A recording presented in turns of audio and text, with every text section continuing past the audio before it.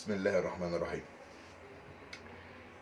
ازيكم يا اخواتي يا اصحابي وكل الناس اللي انا اعرفها، كل الناس المحترمه اللي هتشوف الفيديو وتعمل اشتراك وتعمل شير وتعمل لايك. الفيديو اللي فات كنت كلمتكم على معاناتي واللي حصل معايا لما المدام راحت تولد في المستشفى. الفيديو ده برضو مأساوي شويه، فهنتكلم فيه عن بنتي. كنت قاعد في امانه الله في الشغل ولقيت البنوته تعبانه. مالك يا حبيبتي؟ تمام، مش عارف، عندي وجع في جنبي وتعبانه وبرجع. فخلاص بقى التشخيص المبدئي، انتوا عارفين ان طبعا كلنا دكاتره يعني. تمام. فقلنا دي زايده. رحت واخد بعضي وراكب عربيات مواصلات بقى، ما كانش معايا عربيه، وطالع على المستشفى. طلعت الاول على احمد ماهر. ناس محترمه قوي، بس قالوا لي دي طفله حضرتك، احنا ما بنشتغلش في الاطفال. فمع انها يعني كان عندها حوالي 10 سنين ساعتها، 11 سنه. فقلت ماشي، الناس ادرى، يمكن الشغل في الاطفال غير الشغل في الكبار، واكيد الدكاتره عارفين الكلام ده، فانا مش هعدل على الدكاتره يعني. فرحت واخد بعضي وطالع على مستشفى اطفال مصر في السيده زينب. طبعا من اللف والدوران والقصص الحزينه دي اتصلت بواحد صاحبي حبيبي، اجرت منه عربيه عشان عارف ان هيبقى فيه لف، بس ما كنتش متوقع انه هيبقى بالشكل اللي انا شفته ده. طلعت على مستشفى اطفال مصر، مستشفى جميله متوضبه كلها رخام وجرانيت وحلوه، والكلام ده كان حوالي الساعه 12 واحدة بالليل. دخلت المستشفى، صحيت دكتور الطوارئ قلقته وانا بعتذر له على الهوا. راجل محترم ما قصرش معايا خالص، عمل لي تحليل بيقيس نسبه الالتهاب. فقاس نسبه الالتهاب وقال لي لا، ده في عندنا التهاب، في عندنا انفكشن. تمام. والاعراض اللي عندها كلها بتقول ان دي زايده. فقلت له تمام. قال لي بس انا ما اقدرش اخد قرار، اصل انا دكتور طوارئ، فما اقدرش اقول لك هي زايده ولا مش زايده. حتى لو هي زايده انا مش هعرف اعمل اي حاجه لحد الصبح. طب حضرتك البنت هتموت، مش الزايده دي لو انفجرت البنت بتموت؟ فقال لك الزايده لو انفجرت البنت هتموت، بس انا ما اقدرش اعمل حاجه. بص، انت تاخد بعضك دلوقتي وتطلع على مستشفى ابو الريش، هم دول اللي هيحلوا جراحه ابو الريش. هوب، رحت واخد العربيه وطالع جاري على مستشفى ابو الريش.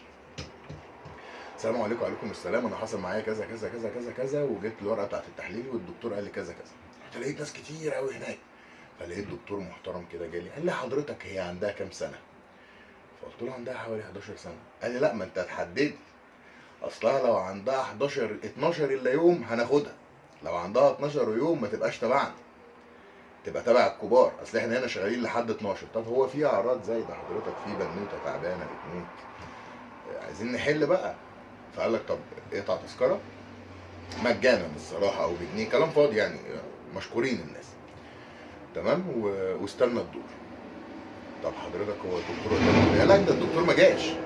ما حضرتك احنا بالليل وطوارئ والمفروض يبقى في حد. قال لك لا، ما هو الدكتور ما جاش، اقعد بس. هم قعدت حوالي نص ساعه، البنت بتموت جنبي بتموت.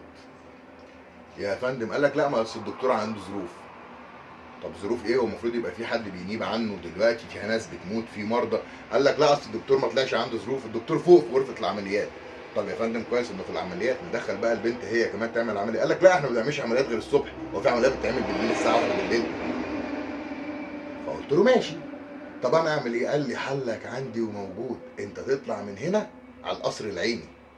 والله وحق لا اله الا الله اللي انا بحكي ده حصل. رحت واخد بعضه جري على القصر العيني. تمام. دخلت، السلام عليكم. وعليكم السلام، عايز حد بتاع جراحه يا جماعه، البنت عندها زايده وبتموت والزايده هتنفجر. الناس مشكوره ومحترمه ومؤدبه وجمال. قالوا لي اهدى ولا يهمك، سهله خالص، وريني الورقه بتاعت التحليل اللي معاك.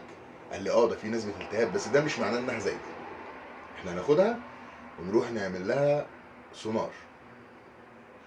طب يلا حضرتك نعمل سونار، حلو السونار، يلا نعمل سونار. طب دخلنا غرفه السونار طبعا بعد ما استنينا الدور، الناس الله يكون في عونها. وطبعا جراحه القصر العيني ربنا لا يوريها لحد. انا كنت واقف شايف ناس داخله، اللي ايده مقطوعه واللي رجله متعوره واللي متبهدل واللي متقطع واللي واخد غرز واللي الحكومه داخله بيه واللي امين شرطه داخل بيه. فالموضوع بالنسبه لي انا ككبير كان معاناه، بالنسبه لطفله بريئه لذيذه جميله لم ترى مصاعب الحياه من قبل.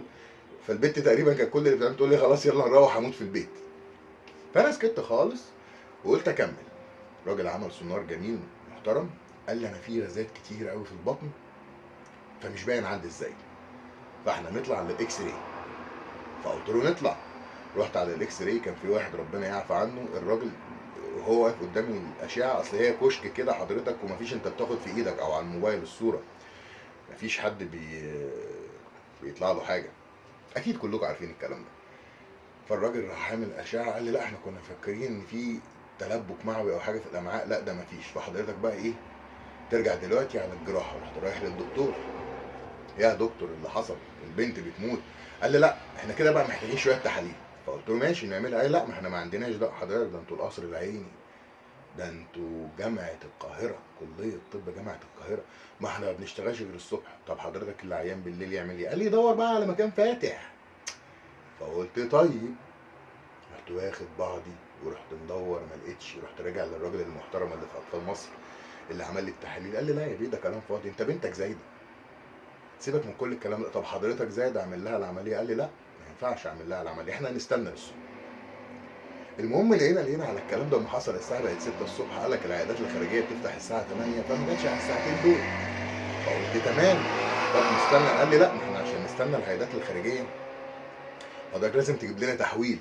اجيب لك تحويل منين حضرتك؟ من المدرسه. اصل احنا هنا مستشفى تامين صحي بنعالج اطفال مصر، بس لما يبقوا جايين لنا من التامين الصحي ده غير الطوارئ. حضرتك ما انا جايبها طوارئ. قال لك لا ده الطوارئ دي بالليل، انت طالما جيت الصبح ما تبقاش طوارئ، ما انت اللي قلت لي تعالى الصبح. المهم رحت واخد بعضي وطالع على المدرسه. قال لك لا ده الحكيمه مش موجوده، اصل الحكيمه ماسكه 4 مدارس في المنطقه، دور بقى عليها هي فين النهارده. المهم قعدت ادور على الحكيمه من هنا لهنا ما لقيتهاش.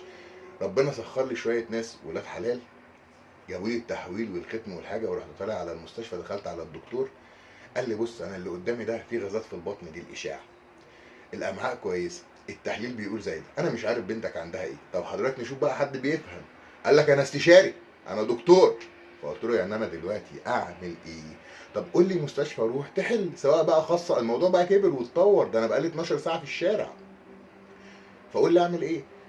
قال لك خلاص انت تاخد بعضك دلوقتي تمام، وتروح للمدير بتاع المستشفى تجيب لنا منه اذن. فاذن ايه حضرتك دلوقتي انا اعمل ايه؟ تمام. قال لي طب بص انت صعبت عليا، انا هعمل لها ازاي ده؟ فقلت له طب يعني هي عندها زي ده؟ والله اللي بحكي ده اللي حصل، يعني هي عندها زي ده ولا هي ما عندهاش ازاي ده؟ قال لي احنا عشان نريحك هنعمل لها ازاي ده. طب ما حضرتك لو هي مش محتاجه ازاي ده ما نعملهاش. قال لي ما تقلقش احنا لو شلناها مش هيحصل لها حاجه، حتى لو ما فيهاش التهاب، يعني هي هتبقى كويسه حضرتك. قال لك ان شاء الله بس انت قدم المشيئه. طب يلا. راح جايبين لي ملف وعملوا شويه حاجات كده جميله، وبعد كده قال لي روح بقى هات مامتها. ليه حضرتك؟ قال لك ما هي هتتحجز، ده قسم الحريم، هنحجزها ازاي في قسم الحريم؟ فقلت له ماشي نروح. رحت طلعت هوب، الكلام ده كله انا ساكن في المقطم في اخر الدنيا، وانا بلف بقى في وسط البلد بكل ضواحيها. المهم الساعه بقت حوالي 12 الظهر، رحت جبت مامتها من البيت ورجعت. حضرتك انا جبت مامتها. قال لي مامة مين؟ قلت له مامة البنت اللي هتعمل العمليه. الساعه دلوقتي بقت 2 وانا كنت عندكم 12. قال لي لا ده دكاتره العيادات الخارجيه دول روحوا خلاص.